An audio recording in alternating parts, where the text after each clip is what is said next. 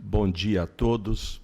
Vou cumprimentar a mesa na pessoa do seu presidente, João Rafael, cumprimentar e agradecer e parabenizar a BDF na pessoa dos seus diretores, que aqui presentes, Carlos Bechar e André Oliveira, e vou, cumprimentando a todos, começar a minha palestra, que trata da jurisprudência do Supremo em torno da guerra fiscal. Eu vou cumprir o dever de casa e, se sobrar tempo, fazer algumas considerações. A jurisprudência do Supremo Tribunal Federal, até março de 2015, foi no sentido de declarar inconstitucionais as leis estaduais que não seguiam o rito da Lei Complementar número 24 de 75. Ou seja, a Constituição de 88 diz que, para se conceder incentivos e benefícios fiscais, os estados deverão seguir o que determina a Lei Complementar, e essa Lei Complementar é a número 24 de 75, que exige unanimidade dos estados para conceder benefício ou incentivo fiscal. Não há, no direito positivo, uma distinção entre incentivos e benefícios fiscais. O que se considera benefício ou incentivo fiscal? A alíquota inferior à fixada por resolução do Senado para as operações interestaduais. Qualquer alíquota praticada num patamar menor do que a alíquota interestadual é considerado incentivo ou benefício fiscal. Então, o incentivo fiscal, a sua representação máxima, que seria a isenção, mas a isenção seria a incidência, a não incidência, a desoneração total, mas o incentivo ou benefício fiscal, conforme nós vamos ver, não se restringe a isso. Qualquer tributação inferior àquela fixada para as operações interestaduais são consideradas incentivo ou benefício, e o direito positivo, nem o Supremo faz distinção para dar tratamento distinto entre incentivo ou benefício. Qualquer coisa que foge do padrão é considerado incentivo ou benefício. Então, até março de 2015, o Supremo sempre declarou inconstitucional qualquer legislação que não atendia os requisitos da Lei Complementar número 24 de 75. A Lei 24 de 75, ela estabelecia critérios rígidos, mas a maior crítica que se deve fazer a essa lei é a previsão dela de sanção, porque a sanção não se volta para os atores principais da guerra fiscal. Os estados que concedem benefícios não são apenados. Os apenados são os contribuintes. O contribuinte que recebe o benefício, o contribuinte que está estabelecido no estado que concede o benefício, tem aquele benefício anulado, cobra-se dele a diferença entre o que seria devido e o incentivo, com todas as consequências de multas, etc. Mas eu diria que ele é prejudicado, é apenado, apesar de não ser o ator principal dessa guerra, mas ele sabia que era beneficiário do benefício, ele talvez tenha até lutado por esse benefício, e eu acho que nós não podemos ser ingênuos de que ele não sabia do risco que corria ao receber e a pleitear aquele benefício. Mas o que eu acho mais injusto na Lei Complementar 2475 é o contribuinte que está em outro estado e adquire aquela mercadoria incentivada. Este necessariamente não precisa saber que aquele produto, aquela mercadoria que ele adquiriu de outro estado, era beneficiária no estado de origem, até porque o que é comum nesses benefícios é a ausência de transparência das concessões dadas pelos estados. Eu me lembro que uma empresa como a Martins em Uberlândia, que tem mais de 5, 6 mil fornecedores estabelecidos nos 26 estados, como que ela iria fiscalizar as políticas de benefícios fiscais das empresas de que ela adquiria produtos e bens nos estados do Nordeste, do Centro-Oeste, dos estados do Sudeste? Ela não teria condições e era apenada por isso, porque quando ela tomava o crédito destacado na nota fiscal, se aquele crédito recebia algum tipo de benefício no estado de origem, ela tinha esse crédito glosado e ela era uma simples adquirente de boa-fé. Bom, até 2015, eu tenho aqui como referência a ADIM número 3794, que é de março de 2015, de relatoria do ministro Barroso. Eu vou fazer aqui algumas referências quanto às autorias das ADIMs, para a gente aqui, aproveitando um pouco da fala do inicial do João Rafael, se a guerra fiscal é de heróis e vilões, de santos, não há heróis na guerra fiscal, todos participam dela, ora como autores de ações diretas, ora como réus, as suas legislações como réus. E o que é incrível, nós vamos perceber, em alguns exemplos que nós vamos dar aqui, o mesmo Estado que faz a lei concedendo o benefício fiscal, o mesmo Estado ajuiza uma ação direta contra a sua própria lei. Basta um governador dar, o outro questiona, no próprio Estado. Muito bem, a ADI 3794, de relatoria do ministro Barroso, que foi ajuizada pelo governo do Estado do Paraná contra benefício fiscal instituído pelo Estado do Mato Grosso. Essa ADIM foi a última, pela minha pesquisa, em que o Supremo, além de, seguindo a sua jurisprudência, declarou a inconstitucionalidade da lei do Mato Grosso e recusou-se a modular os efeitos dessa decisão, sob o argumento de que a modulação seria um incentivo aos estados continuarem a conceder benefícios irregulares, porque essa modulação mitigaria os efeitos da declaração de inconstitucionalidade. Esta a posição do Supremo em março de 2015.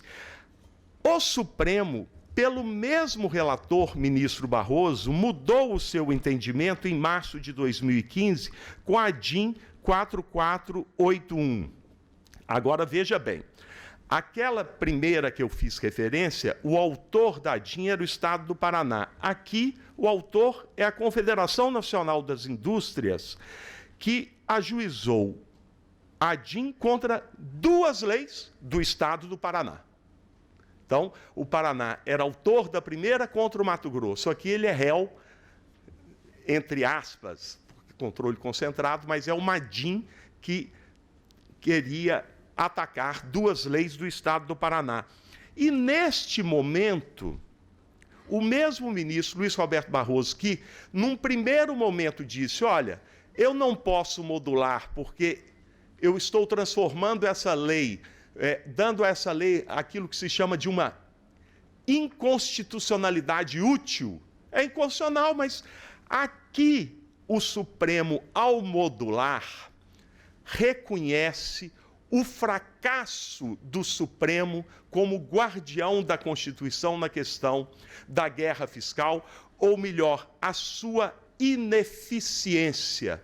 Porque qual é o fundamento da decisão do ministro Barroso? Olha, essa ADIM está aqui há 10 anos e nós não julgamos. Não deve ser tão difícil, não tem maior complexidade você examinar uma lei que concede benefício fiscal e saber se aquela lei seguiu o rito da Lei Complementar 2475. Então, é injustificável uma lei que concede benefício fiscal não ser liminarmente ter a sua eficácia liminarmente suspensa pelo Supremo. Aí, admitindo, fala assim, olha, de certa forma, nós, Supremo, somos corresponsáveis com os efeitos dessa lei, porque a ADIM está aqui há 10 anos, e nós não julgamos.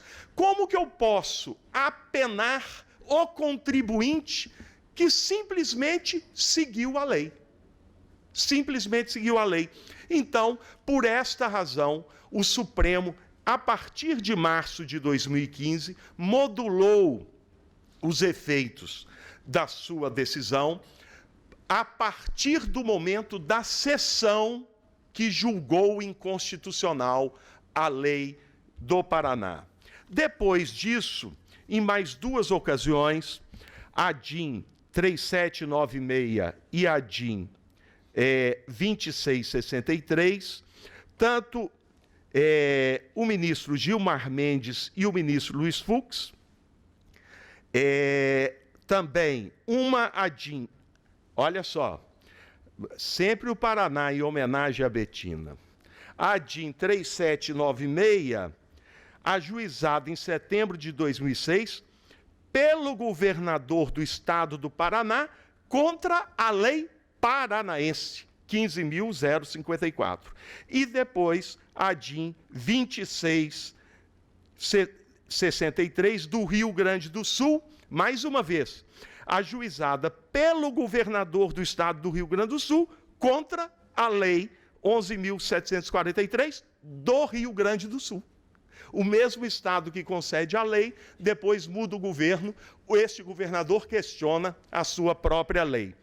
Nestes 2 casos também, com a mesma justificativa da demora do Supremo em apreciar, 8 e 10 anos, respectivamente, os ministros Gilmar Mendes e Luiz Fux deram efeitos prospectivos, e aí há uma pequena mudança em relação à decisão do ministro Barroso, que deu efeito prospectivo a partir da data da sessão de julgamento. Aqui, eles deram da publicação do acórdão que julgou inconstitucional, ou seja, o efeito prospectivo ainda foi diferido. Agora, o que é que nós temos, como bem disse a Betina? A questão da promulgação da Lei Complementar 160 e do convênio ICMS 190. É impressionante, eu vou usar uma expressão quase forte, a disfarçatez como foi feito o convênio 190. Quando nós dissemos assim, o que é benefício fiscal ou o que é incentivo fiscal, os estados, para convalidar todos os benefícios, conforme a reinstituição de todos os benefícios, os próprios estados encarregam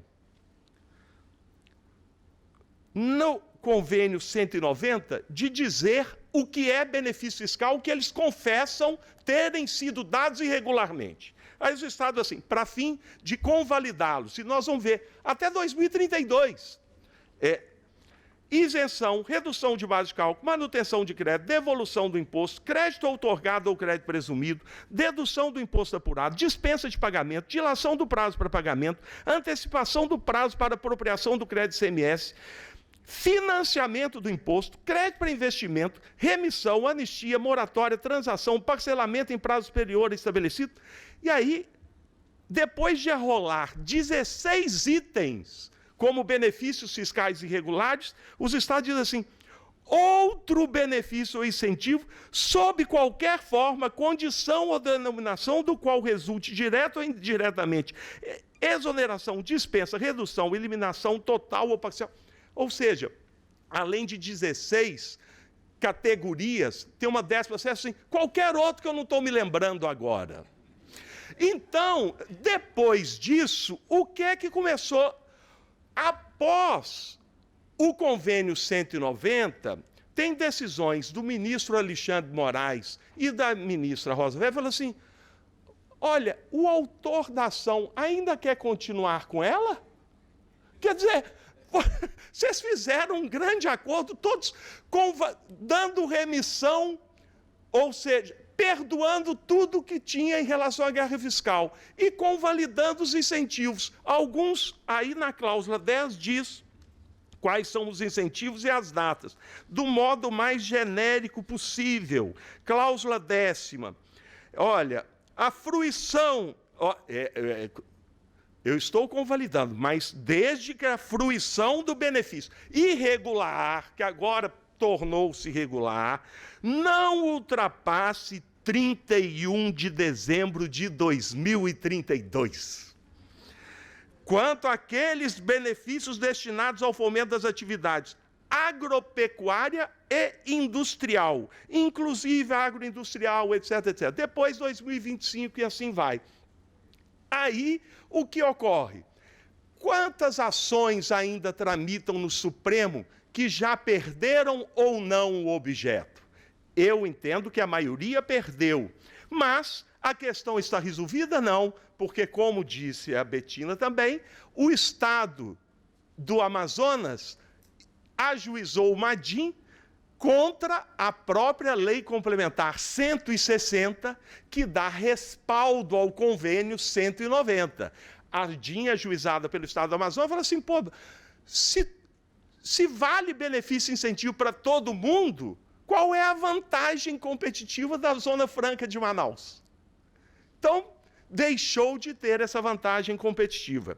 Este é o estado da arte da jurisprudência hoje do Supremo Tribunal Federal. O meu tempo está esgotado, eu gostaria de fazer mais alguns comentários, mas o tempo do Fabrício já foi utilizado pela Betina e pelo Gustavo, e eu tenho... Mas eu gostaria de dizer uma palavra só, que durante muito tempo eu tive a convicção que a guerra fiscal era o maior dos problemas do ICMS. Com certeza, hoje já não é mais. O problema do ICMS é o próprio ICMS. O ICMS hoje é um imposto deformado. É um imposto para o qual não há mais conserto. Recentemente, um diretor de uma empresa eminentemente exportadora me ligou dizendo que tinha créditos decorrentes de exportação já convalidados pela Secretaria de Fazenda do seu estado e que ele estava com dificuldade de vender esses créditos. E aí eu fiz um exercício de ligar para 3, 4 empresas dizendo, com uma observação, este Estado, como quase todos, não permite a utilização de crédito de exportação para 3 setores, para 3 tipos de contribuintes. Contribuintes do setor de comunicação, de energia e de combustível, que são os que efetivamente pagam o ICMS. E eu liguei para alguns clientes, amigos, falei assim, fulano, você não tem interesse de comprar crédito? Está atestado pela Secretaria da Fazenda. Eu falei assim, Eduardo, ninguém mais paga ICMS. Todos nós, grandes contribuintes, temos regimes especiais em que o ICMS, na verdade, hoje, é uma COFINS estadual cumulativa.